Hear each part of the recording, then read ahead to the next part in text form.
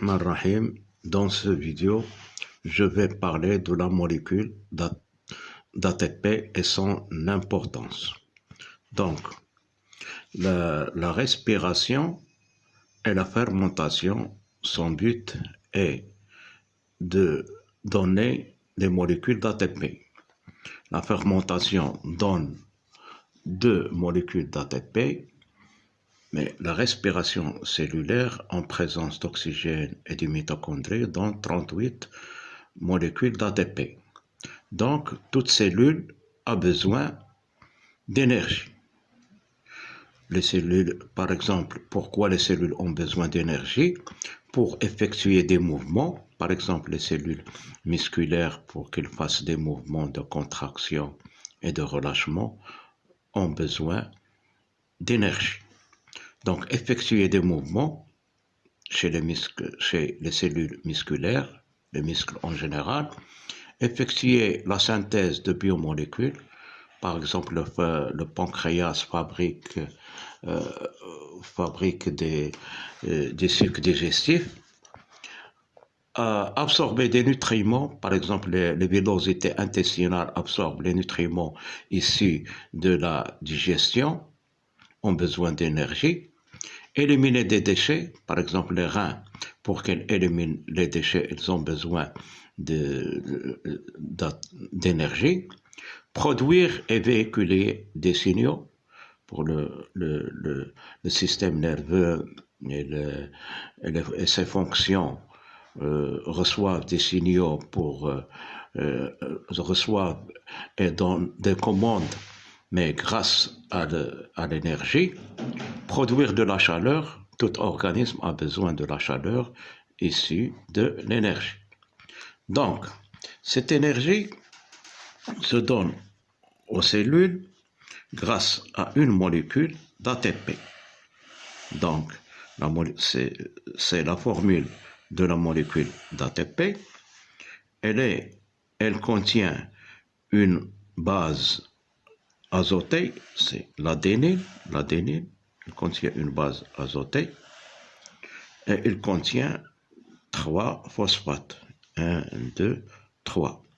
Donc, il contient bien sûr des molécules d'oxygène et de l'hydrogène. C'est la molécule d'ATP. Alors, cette molécule d'ATP, pour qu'elle donne l'énergie, elle doit subir une hydrolyse.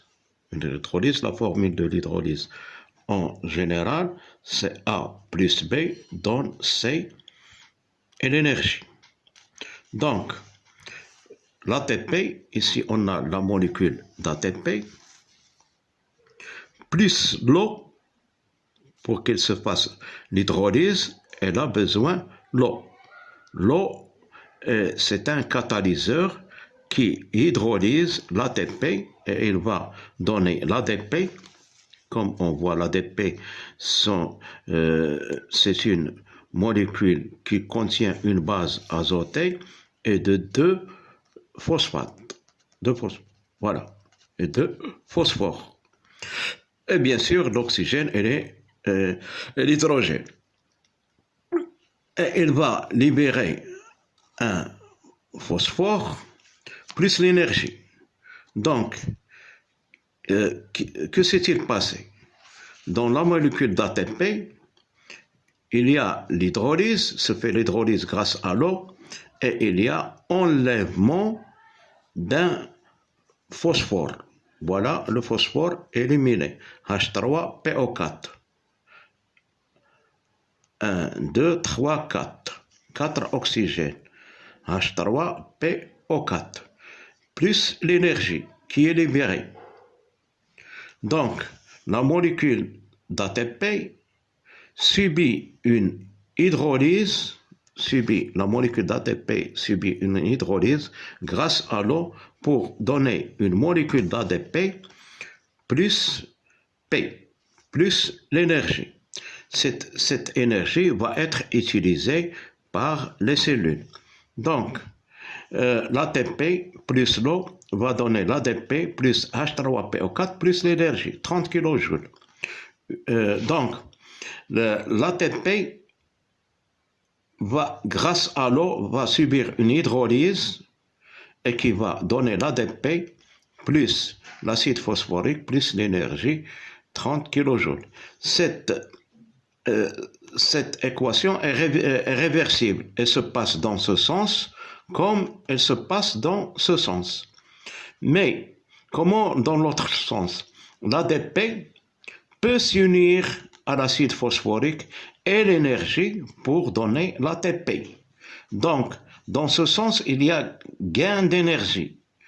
L'ADP reçoit l'acide phosphorique et l'énergie pour donner l'ATP.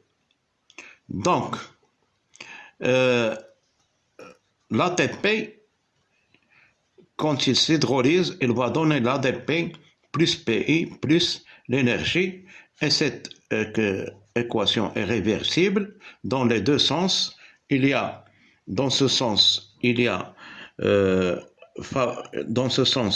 hydrolyse et dans ce sens, il y a la synthèse. Dans l'hydrolyse, il y a perte d'énergie et dans la synthèse, il y a gain d'énergie. Donc, l'énergie qui est produite pendant l'hydrolyse de l'ATP est utilisable dans les cellules, ou bien pour la contraction comme chez les cellules musculaires, ou bien pour la synthèse dans toutes les cellules, comme se fait la synthèse de protéines, ou bien la sécrétion d'autres substances. Merci.